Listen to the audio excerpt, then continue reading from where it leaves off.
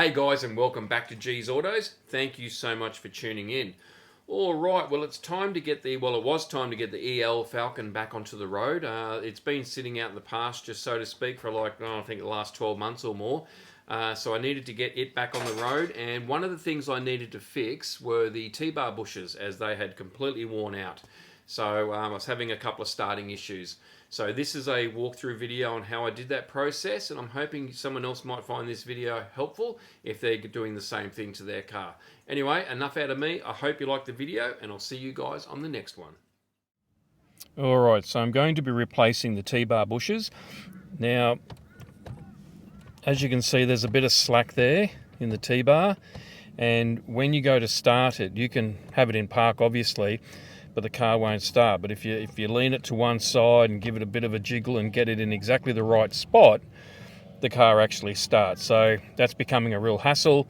I want to change. Obviously I want to fix it. So we're going to replace the T-bar bushes. I'm going to go through the process step by step, and you can learn from my mistakes. Here we go. All right, so I've removed the T-bar, as you can see. So this here was a 1516 spanner. I actually used a shifter. I'm not too sure what the 1516 equates to in metric, but I'll put that up on the screen now.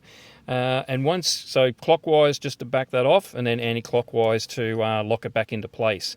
And once that was backed off, basically you just wind the T-bar off to remove that, which was pretty simple. And so now we'll move on to the next step. All right, so this was a fun little one to get out. So I had to start by removing this piece here. Now, obviously it was that part of the center console. So there's two Phillips head screws you can see there. And then once they were removed, you could lift this up, and then underneath you've got two connectors, which are fairly simple to remove. There's just a little, I'll just bear with me for a second, just a little press in on the side, and then they pull out. So that was easy enough. This one here, you had to get your fingers underneath, because hang on, see if I can show you. See these little clips here?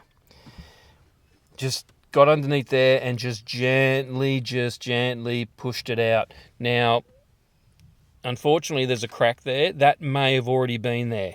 I don't think I did that just then. So chances are this has been out once before. But just be gentle with it, and then once this side kind of popped out, just grab it and just gently wiggle it slowly to bring it out. If you don't care about the plastic itself, then you're just going to rip it out. But if you're trying to preserve it, then gentle. That's the best advice I can give you. And obviously there's going to be a connector under here, and then there'll probably be a light connector under here. So that's the next step.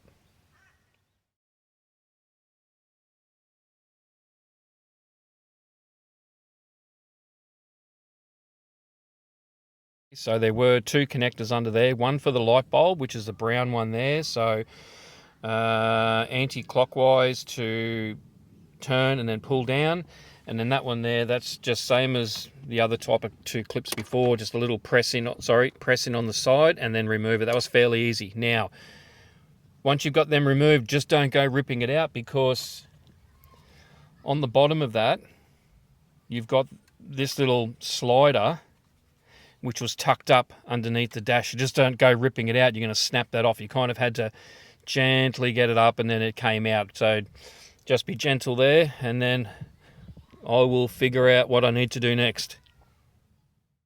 All right, so I'm just going to show you what's been removed to get access to that. This was just sitting in there, so that's come out. And then, bear with me guys, I know it's awkward. And then this piece was sitting in there. That just lifted off. It's not heavily glued. It's just it's a very light glue sitting on there. So that's all good. So that's exposed everything. Now you can see down in there, hopefully you can see that. We'll get over this side. See that movement? So the bush is actually missing. So by the looks of it, it's just disintegrated and fallen apart.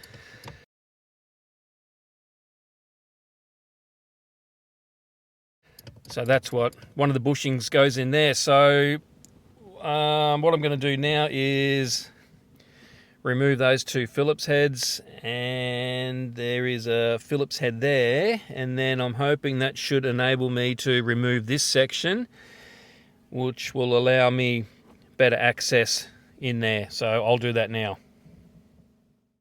Alright, I wasn't too sure how to get this piece out. So what I did, there was a single Phillips head in there holding this surround on where the cigarette lighter plugs into and the ashtray. So once I removed that Phillips head, that came out nice and easy. There's a couple of connectors there, one for the light, one for the cigarette connector, lighter connector. So I've just rested that to the side. Now to get this piece out, bear with me guys, to get this piece out, I kind of had to push this down and this one down to down and then slide it out. So just be gentle with it. Old plastics, don't go 100 miles an hour. All right, as you can see, I'm now under the vehicle.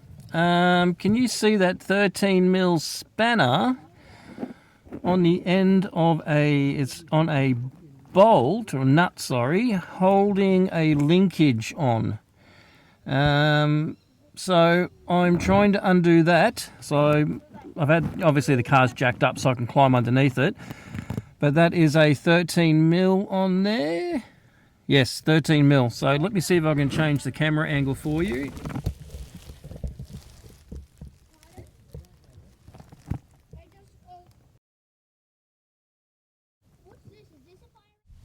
Alright, so I've removed that nut from underneath on that linkage, and I needed a longer spanner because there just wasn't enough, yeah, she was a bit tight, so once this longer one had more, what's the word I'm looking for? Leverage, I was able to get that off quite easy. Alright, I'm back inside the car, so that nut down there, that's a 17mm. So I've just backed that off at this stage, and then these are 4 8mm little bolts that go in there in the four corners, obviously. So now I've got access, or I can now remove this. I think I can. No, I will work that out and I'll let you know what's going on. Okay guys, all good. This was just really, it was down quite firm. Just be careful. I reefed on it a bit too much, and as it came up, it crashed into everything. So just control your aggression. Pulling this one out so you don't smash up all your plastics, but that is all removable now. So happy days, I'll remove that and we'll move on to the next step. All right, to remove this out, it's on the bench now. So to remove this, it just took a little bit of a jiggle and a wiggle, and then it just lifted straight out. So I've just used the air gun to give this a blowout to get all the bits of fluff and cobwebs and whatever else was on there off it. It's all nice and clean. Now we'll get to work on replacing those bushes, or putting them in anyway. Alright, so all this is apart now. So this sits into here fairly snug. So what needed to happen, just pop that little rubber housing, I suppose you could call it, pop that off, and then put the nut back on, and then just gently tap this out and it separated.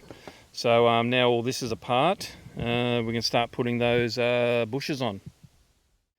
Alright, so that shaft has been cleaned with Prepsol type cleaning agent, and then a little bit of grease on the inside and outside of that bushing. Slide it right up to the end. Hopefully you can see that okay.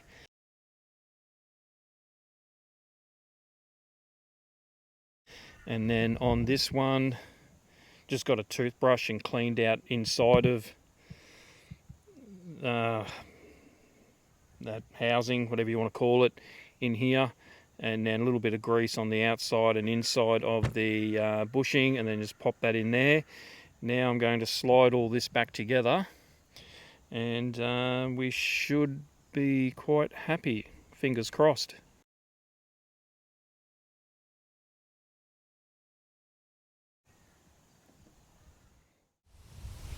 Alright, so that's all been worked on, it is really a snug fit now. So you've just got to work it in there and hold the bushing at the other end and just work it, and that is a snug fit back in there. So that's all on now. I can put the washer on and the nut, get all that tightened up, and then we can start putting things back together. Alright, while everything was out, I've given that a clean, a wipe down, sucked out some of the mouse house garbage that was in there from previous times.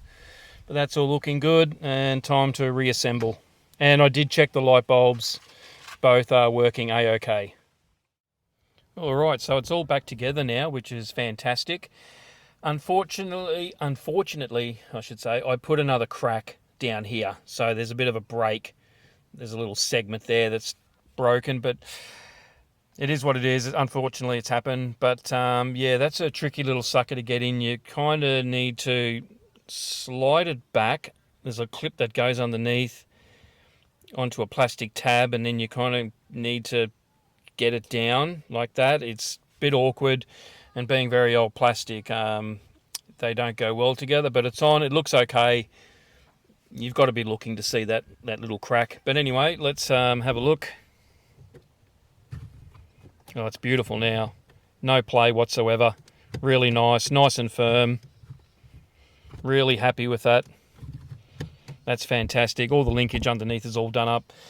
That's all buttoned up. Checked all the bulbs. Cleaned it all up underneath. Cleaned a few little pieces.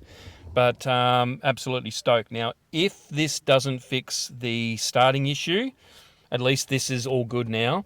It could be the inhibitor switch, but we'll soon find out once I start test starting it and seeing how we go, which I'll do shortly.